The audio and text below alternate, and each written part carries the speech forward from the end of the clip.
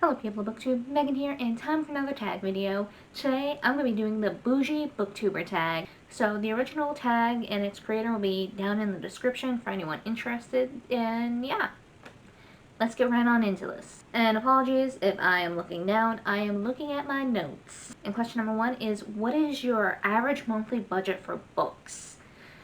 I don't typically have a set budget. Usually, whenever I go to Barnes & Noble, I grab what is the most interesting looking to me at the time with what funds I can afford to spend at that time, which can greatly vary between, oh, I can buy one hardcover to, oh, I could buy like 3 or 4 hardcovers this time. So it greatly varies. But I'd say, I don't think I've gone more than like $100 a month lately. And that's a generous estimate as of late. I'm trying to roll back, currently on a long-term book buying ban, but that's roughly what it is when I am not on a book buying ban. Probably about between 100 and 200 at the most. Question number 2 is, what is the most you've ever spent at a bookstore? Oh god. I believe there was one time I dropped like $150, $160, like really early in like my booktube channel. I just went out and went on a huge book buying spree.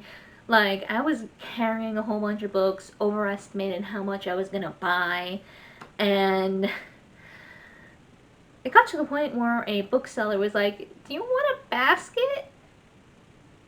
Like, my arms were overflowing, and it probably was about $160 worth of books. Question number 3 is, are you willing to pay a full price for a brand new book, or will you wait until you have a coupon or there's a sale? I very much buy things when I'm in the mood, unless it's a new release that I've been looking forward to, then I'll buy it right away.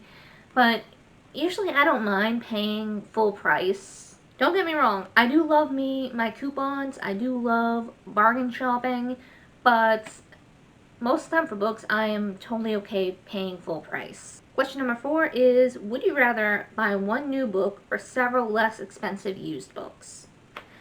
I don't have anything against used books. I love used books. I very frequently frequent my local used bookstore. Love them. I usually like getting my books new when I can. So I might have to say getting a new full price book. Question number 5 is, what do you think is a reasonable price for a new hardcover book, a new paperback, ebook, whatever? Honestly, the set rough prices for most books I see now I think are pretty reasonable. Like, for most young adult hardcovers, around like $16 to $18. Paperbacks, about $10. I do think at times it is a little bit more ridiculous when you get into like the adult urban fantasy books, like the Mercy Thompson books being like $28. It's like, I get it, adult books are going to be a little more expensive, but there are some of those books that are shorter than some of the YA books that I read, yet the young adult ones are cheaper. So that just kind of is like, you're using less pages, there is less material here, so why are you like $10 more than a young adult book that is more expensive? Like, to a point I get it, but yeah, I sometimes, depending on the size of the book, think that $28 is a little ridiculous. Ebooks, I don't read a lot of ebooks. That is something that I might be changing later in the year, saving up for our Kindle, but I only think that ebooks get ridiculous when they are the same price as a physical paperback. Like, I'm all for authors, getting their fair share, getting what they are worth. All for that, but when ebooks are the same price as a physical paperback, I think that's personally a little ridiculous, since, I don't know, it's just hard for me to wrap my head around. But for the most part, I think things are pretty fairly priced as they are now. Question number 6 is a signed book worth more to you, How about a first edition? That really depends to me. Like, in sentimental value, I think a signed book is worth more. I have quite a few signed books that I would not give up for the world, especially since they are personalized, and in many cases, the signed books I have, I got to, like, meet the author in person. So, sentimental value, they are definitely worth more to me, if only for the memories attached to them. First editions, unless the first edition comes with something like how the pre-order Books A Million, A Court of Silver Flames, why was I blanking on that title, had like a different bonus chapter point of view, the Azrael point of view, compared to like the one that had the Fey Sand point of view. Just, if the first edition has a little something extra like bonus content, yeah, I'd consider them a little more value to me personally. If they have a different cover that is out of print, I feel they would be more valuable to me. Like, for example, I have a sentimental attachment to The Ranger's Apprentice, the old covers. You know, the newer covers have grown on me, but I do have a sentimental attachment to the older ones.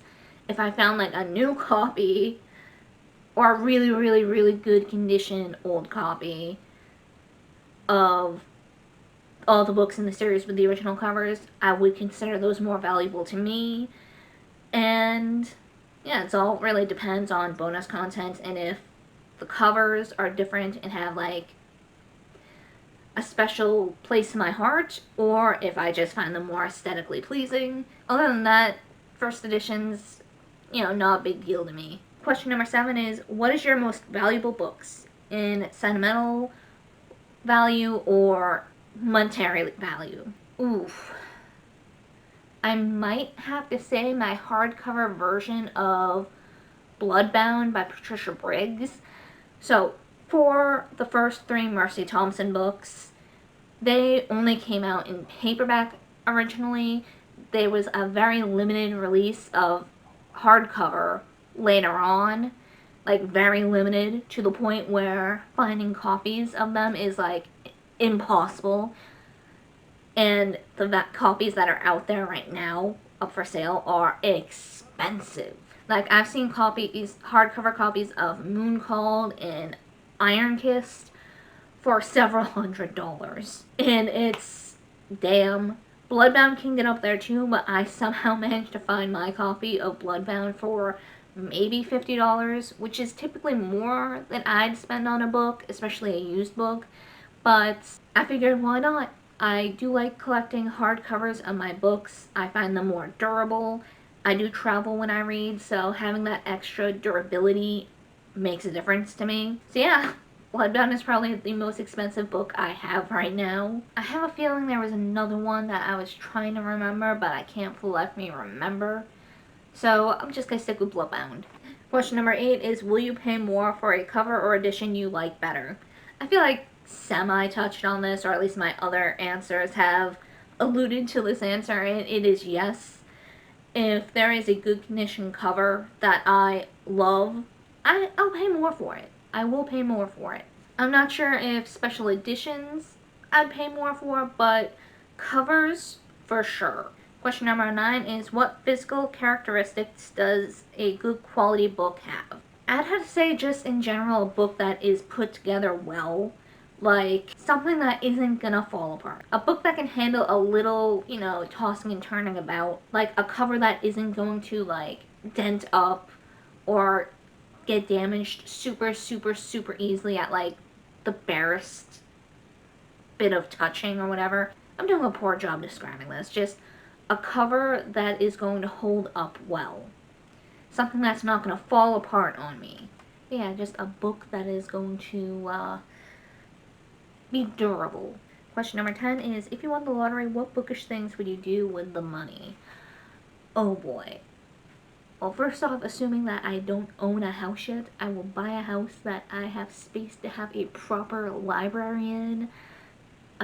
Next off, good shelves to hold all my books, and just honestly, I'd probably go on Etsy and just buy a whole bunch of bookish themed, like, prints to put on the walls, bookish candles to have going while I read, like set like a nice aesthetic atmosphere. Just all the bookish merch. Probably buy, complete any uncompleted series that I have on me. Honestly, I'd probably splurge and buy hardcover copies of Moon Called and Iron Kiss by Patricia Briggs, complete my hardcover collection of that series. Just, I'd probably see if I could buy some hardcover books of other hard to find out of print books out there. Just, it'd be fantastic, just all the bookish stuff. So, bonus question is, give us an image, actual or mental, of your dream home library. I don't have like a set mental image because who knows what kind of place I could afford in the future, and just, it's hard for me to come up with like a set image, but just a decent sized room where I could just go crazy with my bookshelves. Have all the bookshelves. Of course, I keep them a reasonable height because I am short, and if I can avoid needing a ladder for them, okay. The aesthetic, in my opinion, of having tall, huge bookshelves that I need a ladder to get to, the aesthetic is fantastic. The practice, not so much, I would feel. Both just trying to keep things clean and just, I'm lazy. I don't want to climb a ladder to get my book that I want to read. Or, lose track of what's on the top shelves because I can't see it. So just reasonable height bookshelves. Something that I can reach without needing a ladder. Step stool maybe, but no ladder. Perfect bookshelves. Bookshelves big enough to fit my books so I don't have to play like Tetris to make them all fit. Just have nice, pretty, even rows.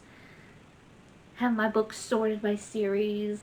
I want the library to have decent lighting so that just aesthetics.